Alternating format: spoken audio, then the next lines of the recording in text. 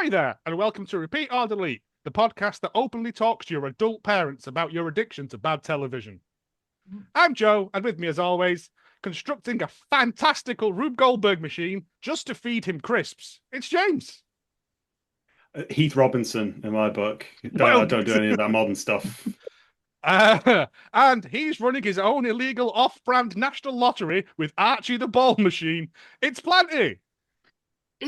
What did those numbers even mean? What do they Nobody even like? knows. It's just nothing. And then golf balls around the screen that go slow, that go fast. Who knows? There was a good bit when I Loved actually it. edited it together. You go, and the maximum was 40, and it cuts to one that says 50 on it. And I'm just like, I'm leaving it in.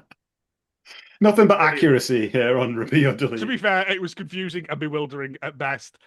Before we get to this week's show, if you have found a show you want us to cover, and people have been getting in touch, and boy, is that pot getting full now, you can message us Good. on Blue Sky, or if you want to go, email us at repeatordelete@gmail.com, So or annoying. follow us on YouTube at Repeat or Delete Podcast. There's little reels and stuff on there now. I'm doing stuff, so go and like them, go and subscribe to it all. I hate to beg people, but I am. No, you shouldn't have to beg. These people should beg you for the content now.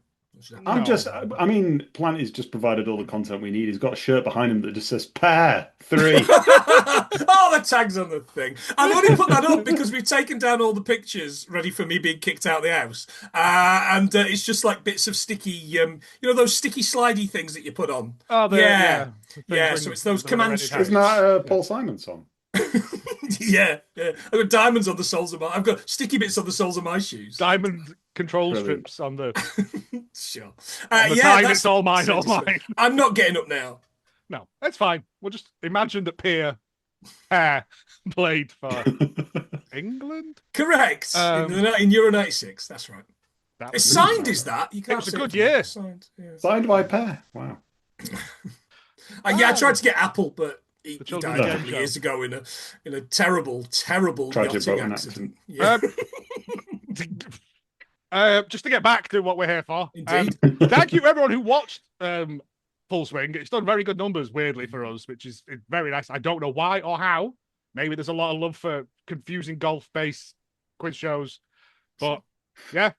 This week, though, there will be none of that. Because this was wished upon on us by my brother. And He's also, responsible, is he? He is, well, he's kind of responsible. He's got kids. That's good. But no, it's I remember watching these. They were on one of those late night challenge sort of channels thing over Christmas about 2 Yeah, years it's good. ago. Good fare for that, isn't it? And I remember staying and watching a Christmas episode of this and going, "The fuck is happening?" Have I don't know, fallen because asleep? I can't imagine a Christmas episode because he's leathered anyway. We are, of course, talking about Runaround, the 1975 to 1981 children's TV quiz show? Question mark? Yeah, sure. There's questions. I mean, I've got questions. Than last week. But before we get into that, James.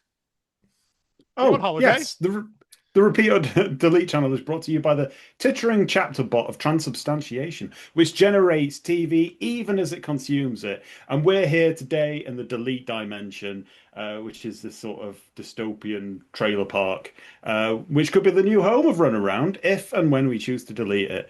It'll play alongside other deleted things like indoor smoking, the metaverse, and Ask Jeeves. Do you remember that? Yeah. It finally died this week, didn't it, Ask Jeeves? Yeah. Did it really? Finally died, surrounded by no one. Yeah. No.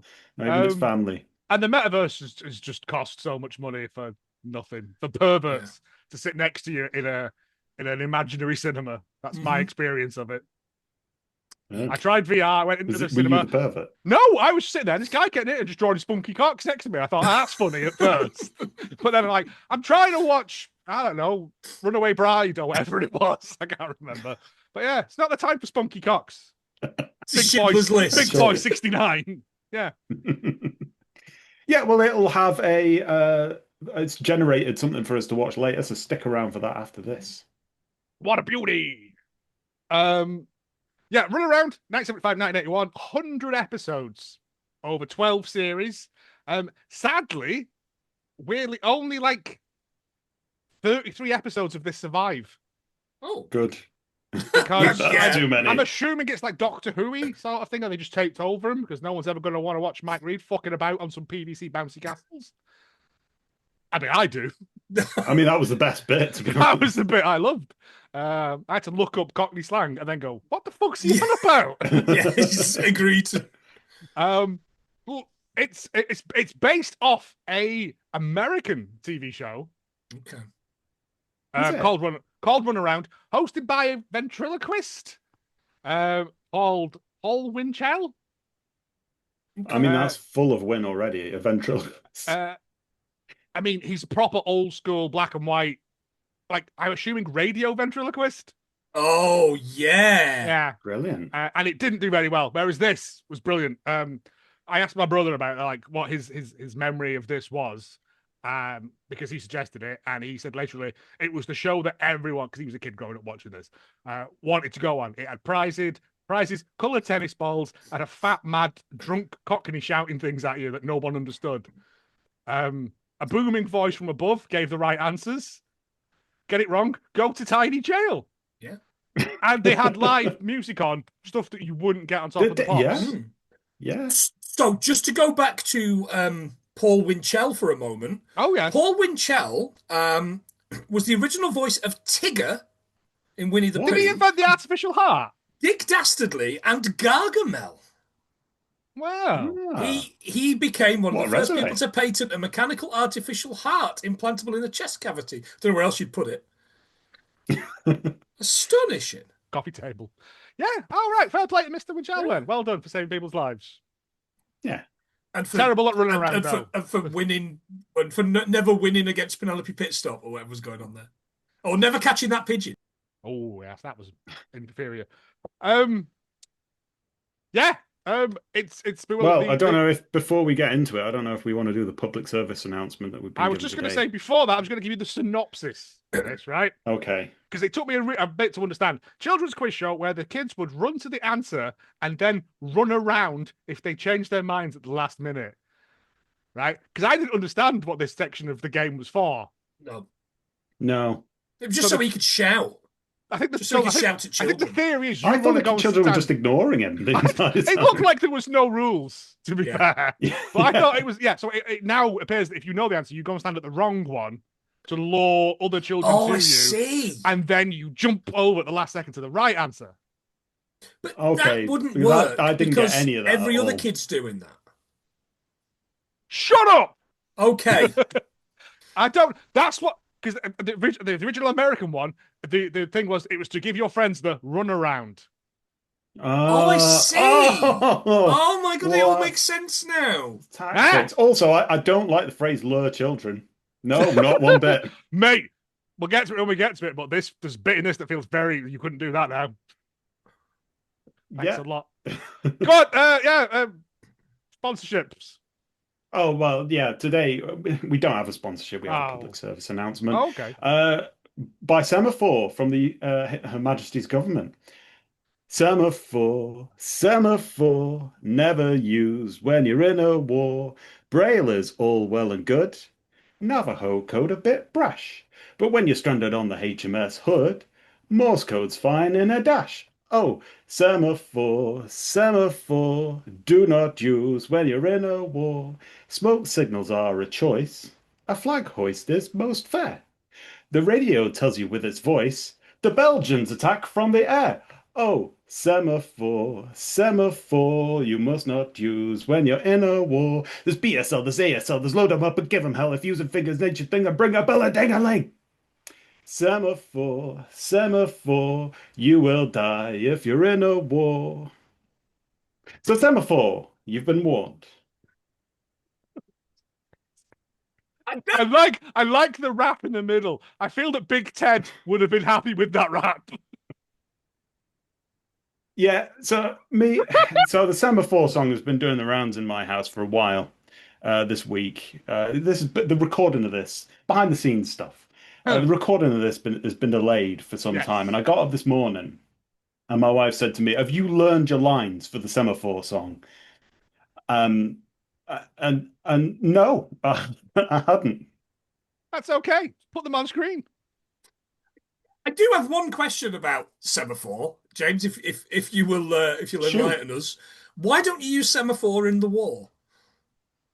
Did you not hear the song? The song explains it all. Yeah, because The Belgians attack the them from the Belgians air. attack from the air, but they can't see. They can't see the. Don't use it. If you have to ask, flags. then it's too late. No, all see my that. flags. All my flags are tied half-masted lampposts outside, Yeah. soaking wet through and It's torn. like three lights of a cigarette, isn't it? Like, if you're waving flags around, snipers are going to be sniper's dream. I wish. Right. That's great. Thank you very much. Oh Thank you, God, Majesty's that's Government. going on to a little private thing now. I'm going to put some beats behind that. Yep. Let's get into this. Let's. I accidentally started this halfway through and was like, what is happening? Why am I in some mechanical nightmare land? I had to rewind it to the beginning. Excellent theme tune.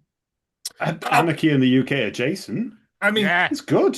before that, I was instantly out. I turned it off as soon as it opened up with the word Southern. I'm not having any of that in my house.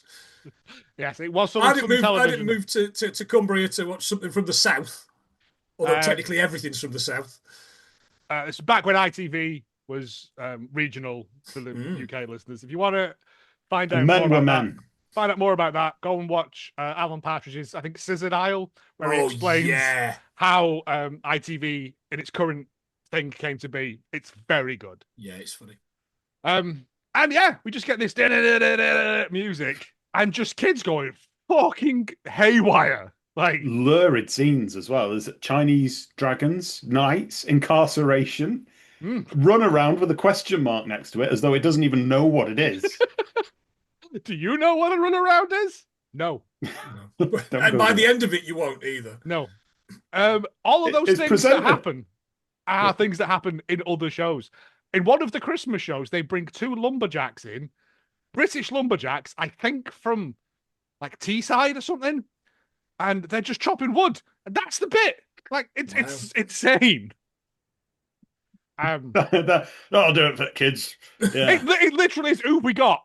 Who's cheap? A man in a big bike. Come on. Well, quite. Because today we're presented by this giant dice. I thought, are we watching a Katamari Damacy here? This will be great. Yeah. We mention that too much. We do. We do.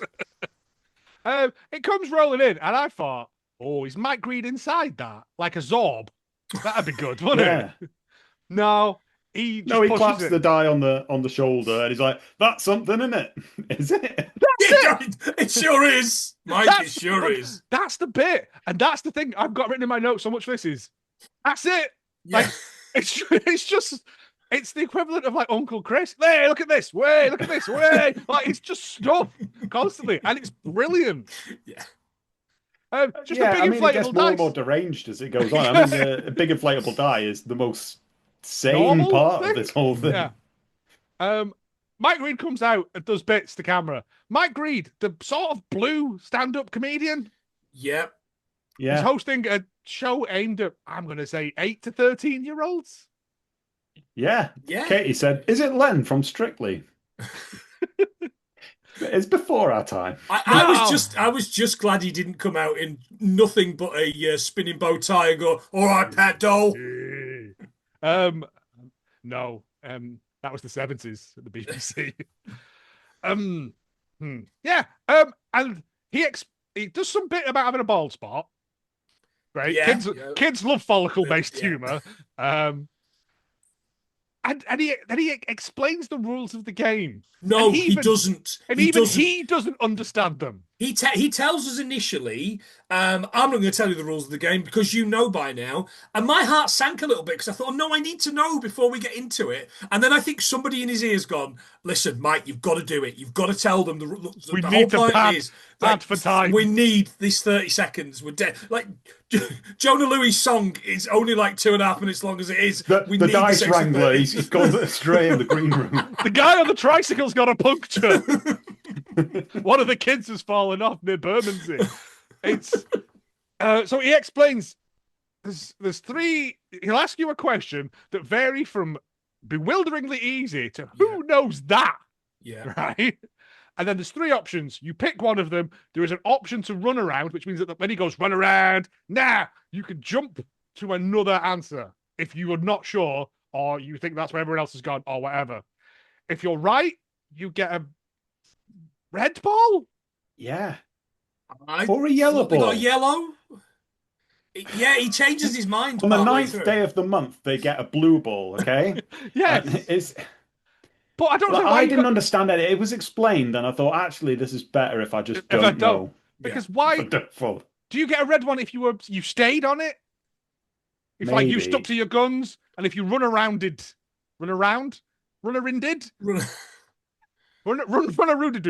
onto it, you only got a yellow because I didn't like it.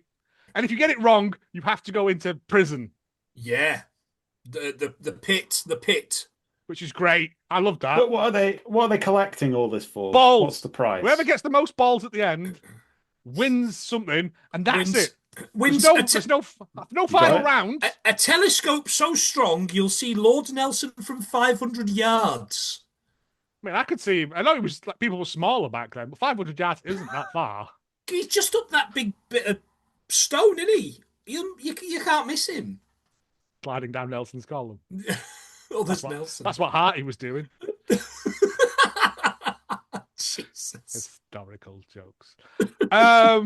Yeah, you can win an encyclopedia. Kids love encyclopedias. A pocket camera. Take pictures of inside of your pocket. The thing that Egon Spengler connects his PKE meter to in Ghostbusters and puts on his shoulder, which is a tape player. Apparently. Oh, that's beautiful, that tape player. Yeah, that's a piece of kit. It's got a microphone built into it. So they you say can the best record till yourself. last. Because Yeah, parents sounds great. screaming. Beatboxing about Semaphore. Yeah, great. Or you can win a portable TV. Didn't say if it was colour or not. Probably not at this point. No. But I that's don't think I it. ever had one of those. I don't think I ever saw one. And then that technology passed me by. Oh, I'd put So I the would have telly fought for black that. and white. Yeah. We had a portable black and white TV. You'd Oh, yeah, I had a black and You white. must have the servants reenact, Zarathustra spake for you, didn't you? It's the one. Thus Spake spake Zarathustra. yeah.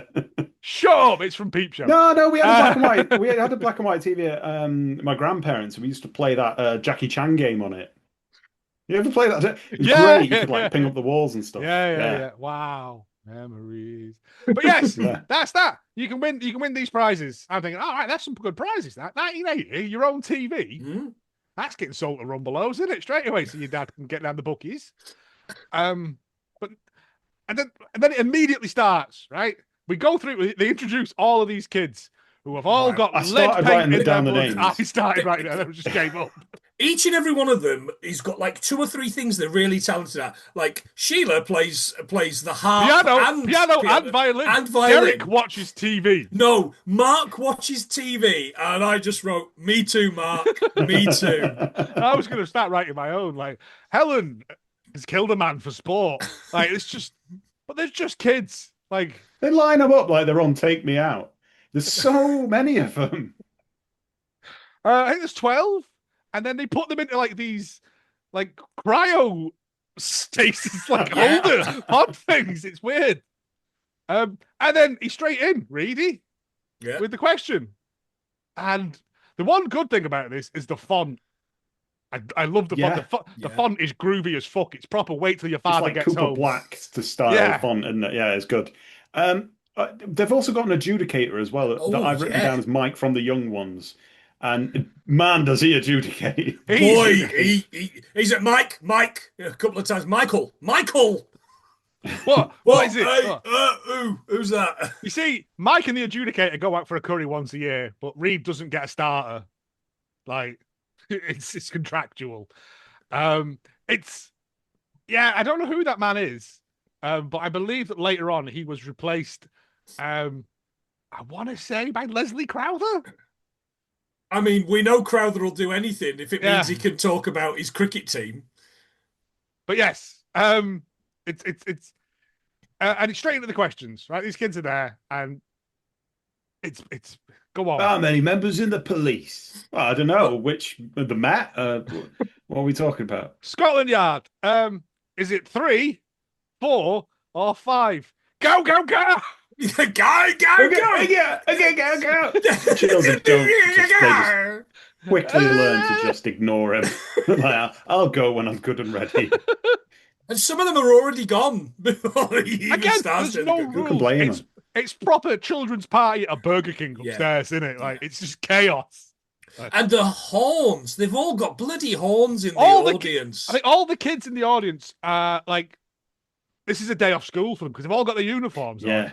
Oh, I didn't spot that. And so they've just gone, here, give them a load of candy floss and go fucking mental, kids. Like, you've got no future to look forward to, so fuck it. Have a laugh. No Thatcher? That's a bit early for Thatcher, isn't it? Oh, no, it's right. It's very late. This is the 80s. He's right in the middle. Yeah. This is 1980, this is... oh, yeah, anyway, she's all over it. Yes. They all run over. 2 kids that, like... And this is the main thing, is that none of the kids know the answers. I think they're just excited to be let out. Yeah. Like, in a relatively safe environment. Because there's only... Well, for now. Because it's into the pit, darlings. When I liked Into the Pit, darling. Fagin was there. Yeah. He's going to skin them later on to wear their flesh. Yeah, I think like 3 kids get it right. And they go back, they get a bowl, they go back, they put it in a tube next to them. Yeah. And they ask another question. And then they don't get any. What was I can't remember the next one was. It was something like, what is the airspeed velocity of an unladen swallow? It's and none of them get it right. Yo-yo originally invented for? Oh, that's it. Storing string. They all go for storing string. No. Yeah, but Reid, he reads it out wrong, doesn't he? He goes like, and then adjudicator's like, no, storing string, Reid. Yeah. And he's like, all right, well. It's like, Jesus. Yeah, they all get it wrong, and it's a toy. And I always thought, I'm sure I heard a thing that it was used for like battering woodpeckers to death. Medieval, yeah. Out of the sky, it was Lockie Wiseman that came up wrap with some it. Parma ham. And then everyone's just back out of prison now, and it's as if their crimes have been forgiven. They've done their time. They've been rehabilitated. Because there's 12 of them, it's so hard to know who's doing well and who isn't, and I have no idea at this point. I was just writing down if questions. They showed us their little pods, then we would see how many balls they've got in there. But you never get a shot of those pods until the very, to the end. Ground. Yeah. The maximum you can get in there, I think there's like 6 questions throughout the entire thing. So make it 6 balls deep. So, right. Because it's too long. Someone's going to get their arm stuck in there like a Pringle tube. Like, how many children have had their arm stuck in a Pringles tube? There's one about...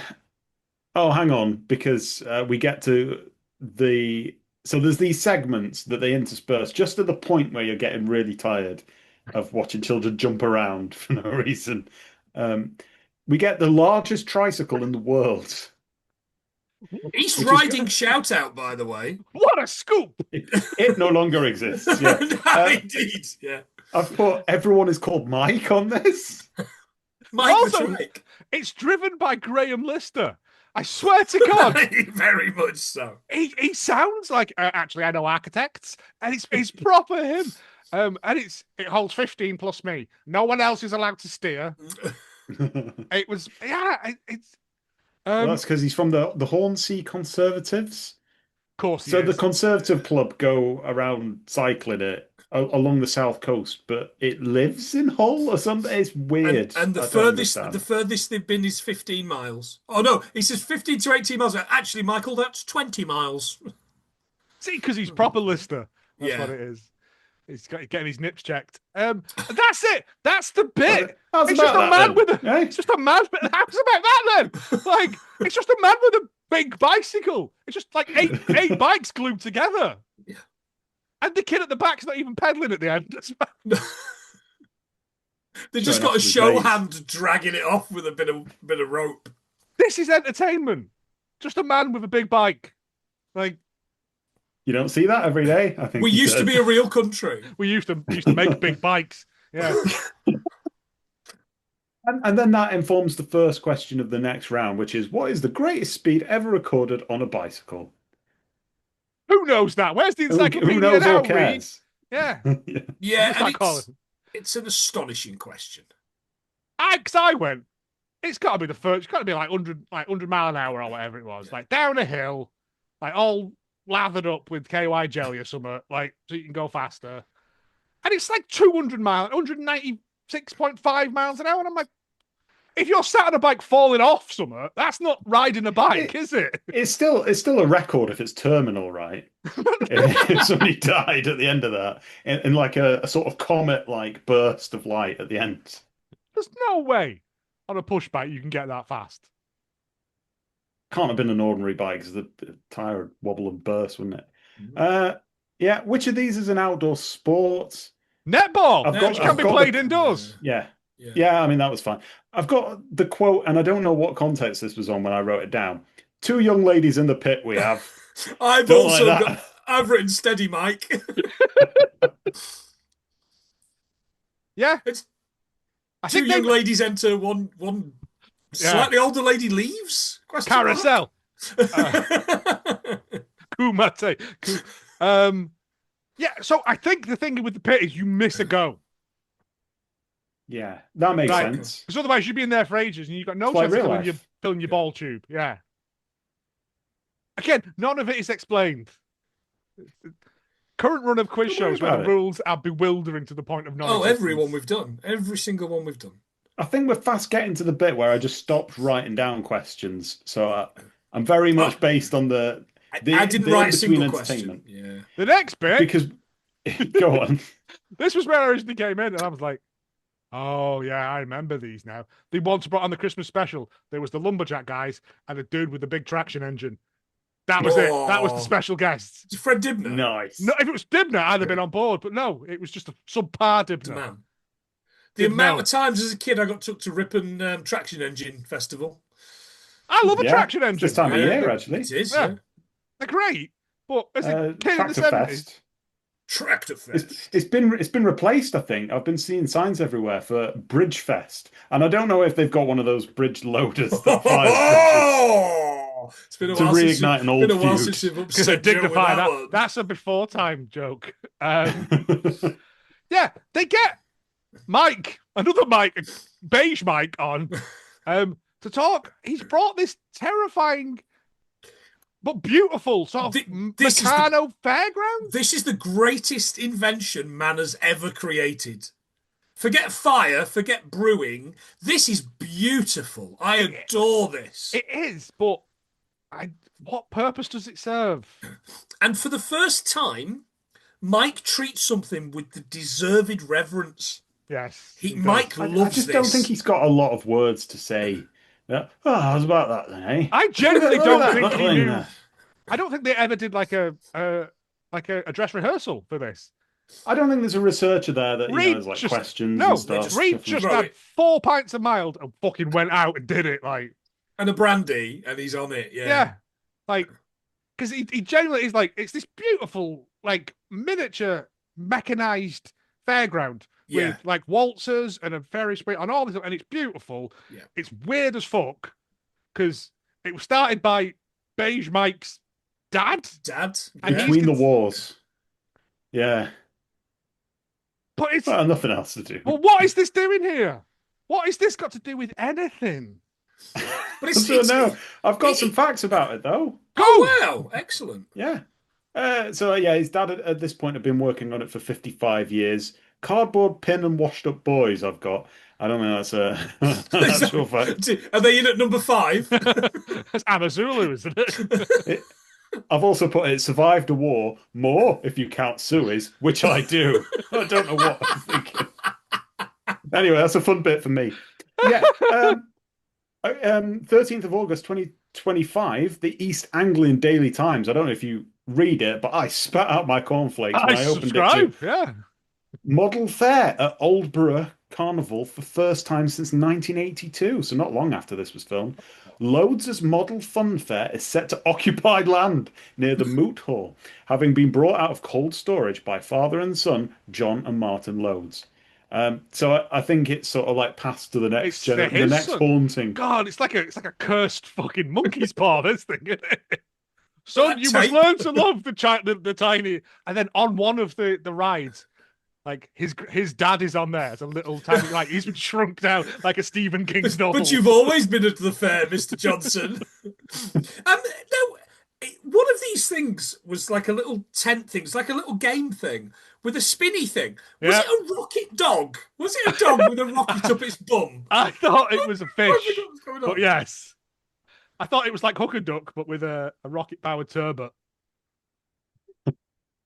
My eyes were drawn to Skyride Paratrooper, which, yeah, but just entertained me, really. It's beautiful. It lights up, and it's this tremendously beautiful thing. It's obviously like a huge passion project for this man and this man's dad and him, and now his son and everyone else in their bloodline. Until keepers of the fair, yeah. It was just when you said occupy land, and I'm like, typical circus. But that's it. He does a question about fairgrounds now, right? And I have written this question down. And the question is, who got Sarah Stevenson from my school pregnant in year 11? Was it the dodgem operator, the lad that gave change in the arcade, or the fella off the waltzers? Go! Waltzers. It is not only is it yes, James, the waltzers, but I have changed that girl's name to save her embarrassment. It really did happen at my school. If she's listening to this, well done. If she's listening to this, that child is 30. If he was on the waltzers, if you were on the waltzers, you should have sat the other way round, and the centrifuge would have just fired it out of you. I told you it was all grim. You made it grim. I know. That's it. Yeah, the question is, what is the correct name for a Ferris wheel? Is it a Ferris wheel? A big it's very what British Museum, isn't it? I mean, it's one that's how many minutes are there in a day? Like, all the children surely have turned this over to something else or gone outside and lived a life out in the fields. Because it's great. Yeah, it's exciting. You don't know what pop star's going to come on next, or what? Yeah. I don't know, three-wheeled vehicles next. Yeah, it could be a man with the prototype Big Mouth Billy Bass. I lived for the things in between. Because that's what makes it. The world's largest Sinclair C5. I don't know what's coming next. Sinclair. That would be amazing. We get Jonah Lewie with "You Will Always Find Me in the Kitchen at Parties." Absolute Bob was not expecting this. No. With Kirsty McCall on bass. Yeah. Oh well, he said it was going to get grim. I was thought I'd get ahead of him before Planty starts doing his bits. The song. Yeah. Well, I wondered if you had the chart positions. Usually got the chart positions, right? All right, I'll do them then. Australia, peak position 21. UK, it did number 16. So you're right. Really? Probably wouldn't have made it on top of the pops then, right? Because it would have only been a top 10, I think. Top of the pops used to just put mad shit on though. Like, yeah, true. Watching them on Friday nights, especially in like the late 70s, early 80s, there was just random Todd on there. Like, it's just you'd have like good bands, and then they'd just have someone who showed up who was like 38. Like, yeah, it's good. And then New Zealand it did its best in New Zealand at peak position of number 3. Oh right, wow. Well done, Kiwis. Yeah, they'll listen to anything. Yeah, it's a great song. Yeah, it's a great song. Not the best Jonah Lewie song. You mentioned. I didn't think it was very much like children's party sort of flavour. No. According to my brother, they had XTC on doing like Making Plans for Nigel. And I'm like, wow.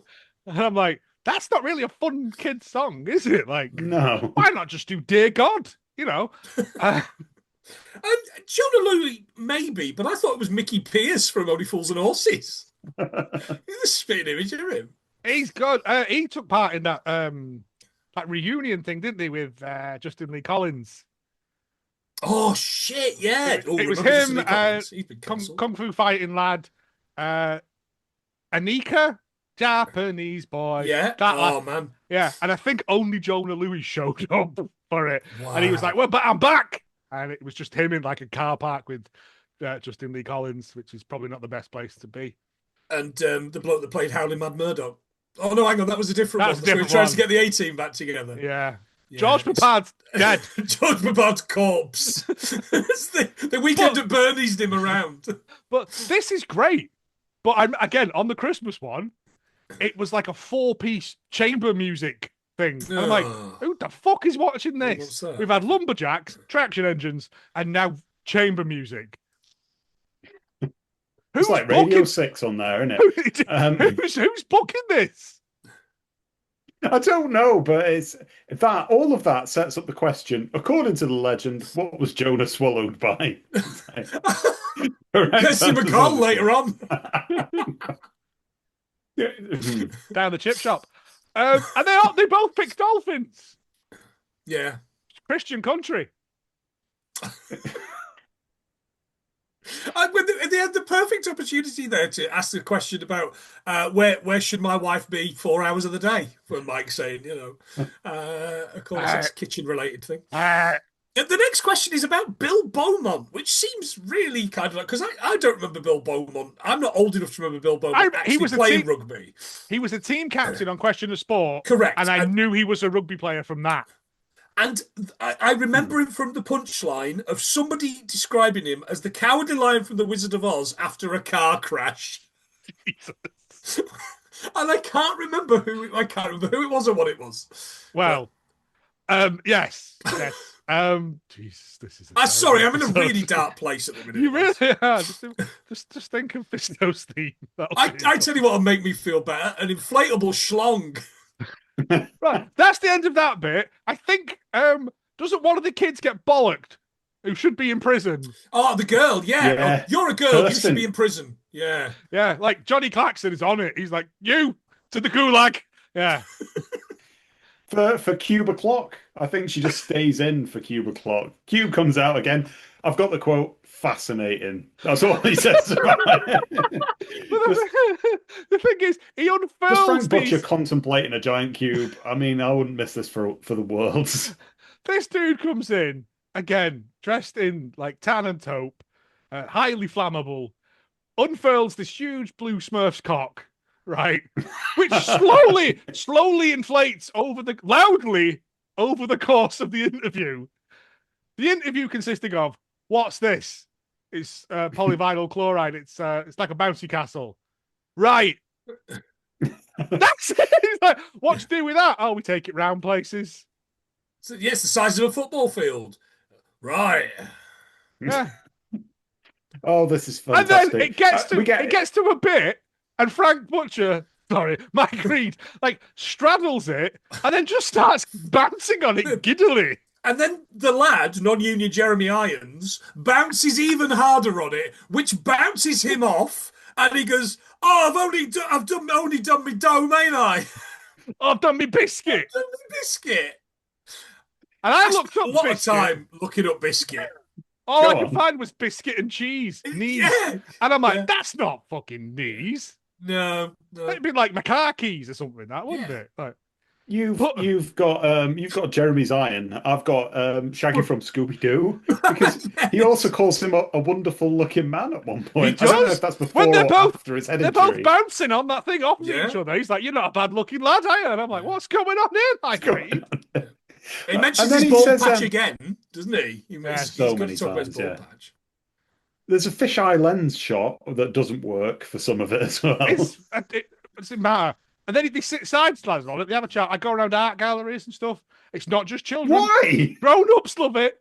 Yeah. There's a huge Hershey's Kiss, like up here as well, for some reason. It looks like when the red weed has come down in War of the Worlds, it's like that, and snaking across the thing. Just like the pipes screensaver from Windows 95. Yes. Get out of my notes. But this is a bit, just two men bouncing on a thing while a compressor goes, ooh, loudly in the background. Sammy snaking his two eggs. A wonderful bit of dialogue here. Something gone wrong again? No. That's it. And then the man bouncing another man. Bouncing on a big blue tentacle. I don't type that into Google. And then he goes off to the loop. They kind of push the tentacle off. They crush Mike Reid between it. And my wife said, He's been crushed in a big blue vulva. And I didn't have the heart to tell her, don't type that in because there is a very, very troubling image on the internet. Please don't. Yeah. No. But that's it. There's obviously a camera cut because they've had to like decompress all that and roll it out. And then we're down to the last 2 questions. Which I didn't even record. No, I was really disappointed with this question because it's about hot air balloons. What do they fill hot air balloons with? What are in these hot air helium, balloons? hydrogen, or air? And both kids go for the wrong answer. And I was like, what are they teaching in schools in 1981? Just hitting. That's like, all. Those were the days when there was nothing but hot air balloons in the skies in the summer. But also, so many hot air things balloons also in the air. It's just oxygen that is the key ingredient of that. So it's not. Well, it's hot air. It's atmosphere. Is that why they just let everyone oxygen. go ham at all the prizes at the end, apart from the one treasured child, who I think is Mark? It is Mark. Mark, ironically, wins the TV. He likes TV. He doesn't look too happy, though. He looks like the simpleton. He looks like the simpleton. Well, right. So, but they both get it wrong, and it comes down to sudden death. And I'm like, fucking yes, sudden death. And Mike Reid goes, just shout it out. Don't put your hand up. Yeah. What's 5 and 5 and 3? And they both put their hands up. And he goes, just yell it out. And the other kid who had his hand up first panics. Yeah. And Mark goes, because he's been shouted at. Because he's been shouted at by Mike Reid. Yeah. It's so confusing. Do you want me to put my hand up or shout out? Mark goes, 13. And they go, well done. Mark's won a TV. Come over to this pyramid of prizes, but don't fucking touch anything. While the middle bit in Whole Lot of Love signals the end of the game.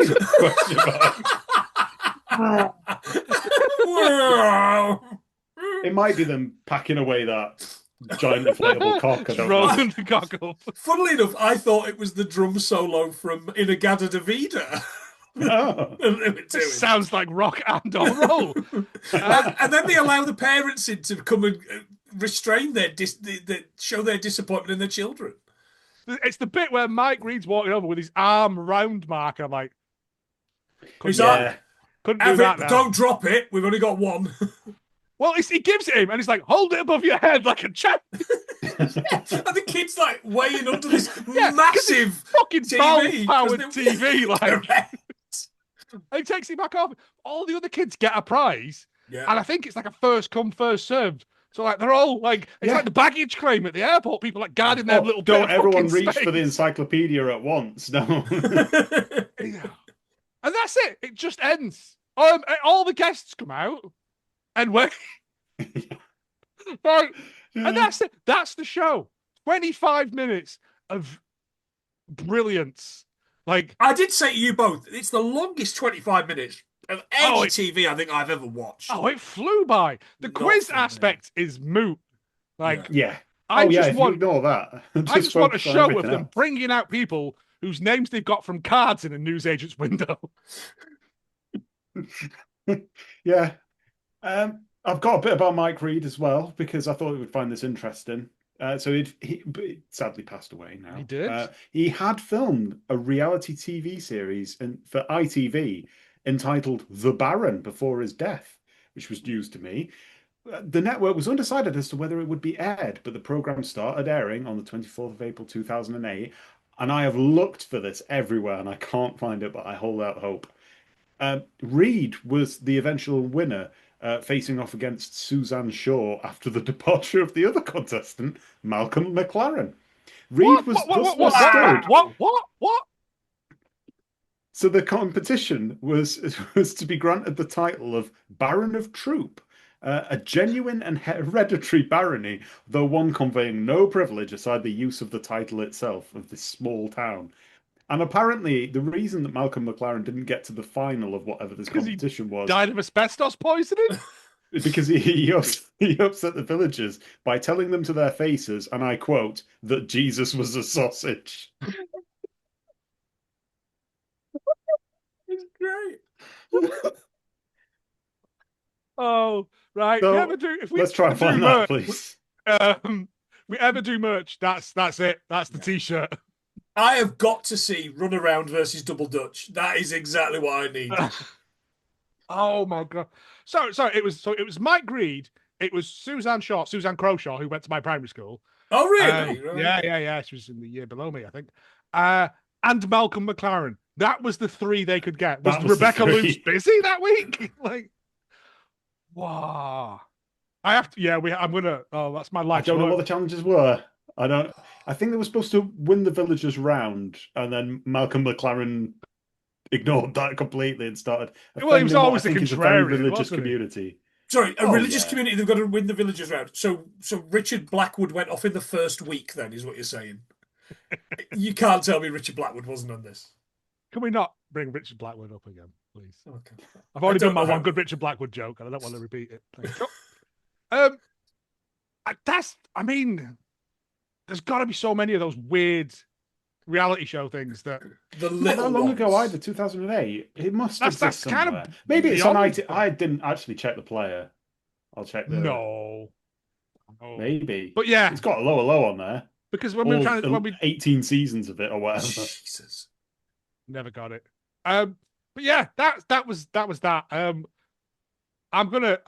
voting to repeat this forever. It's a difficult one, isn't it? Because I'd repeat the bits that weren't the quiz because the quiz was confusing and strange. The quiz is when you go and make a brew. Yeah. And come back for a man to show you his Conker collection. Like, a man who's got all of the I brought my entire royal wedding tea service with me. Just absolute fascinating. As you want to know, see that every day, do you? It literally is just things that they had. They must have had like an agent who was just find really boring people with boring hobbies. Yeah. There was a man who made cuckoo clocks on one of them. I remember that. And he brought loads of fucking cuckoo clocks in. I'm like, Geppetto from Pinocchio. Like, but I love it. Like, it's a weird bit of these people's lives. Like, I hate everything else. The kids quiz show, you're right, is rubbish. It's so annoying, but that's the only way you'd get that on. The rest of it is the one show, isn't it? It absolutely is. And as much as I hate the one show, I'm here for watching the one show in 1980 or whatever it was called, Countrywide or whatever it was called in the 80s. Yeah. Yeah, absolutely. I've got a really good thing I need to tell you later. And so for that, Joe, I'm going to keep it in. Yes. Yeah. It's the quiz show part of it is moot. Like, it doesn't make any sense. It's stupid. I don't think the kids know. They're just running about. They've just given them a shitload of spangles and go, right? But it's these weird, eccentric local people they bring in, and also musicians that you wouldn't get anywhere else. I do want to see what they've booked next time. Yeah, you're right. Yeah, probably in its days.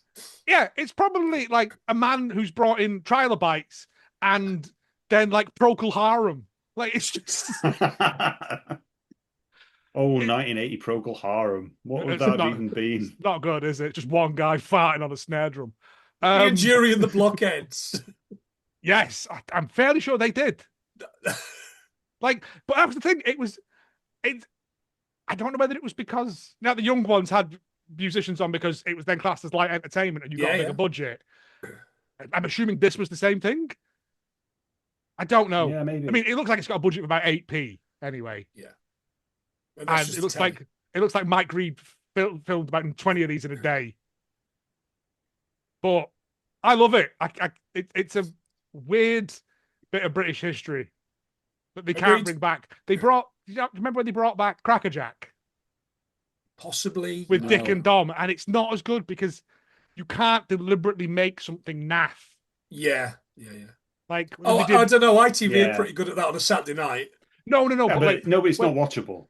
When they brought Bullseye back and they tried to make it like with Dave Spikey, and they tried to make it garbage. I'm like, Bullseye Bowen wasn't terrible.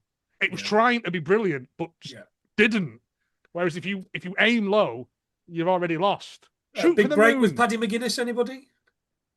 Just announced that's coming out. I feel we've conjured that into existence. Yeah. And I apologise, world, on James and Mark's behalf for shazamming that into existence.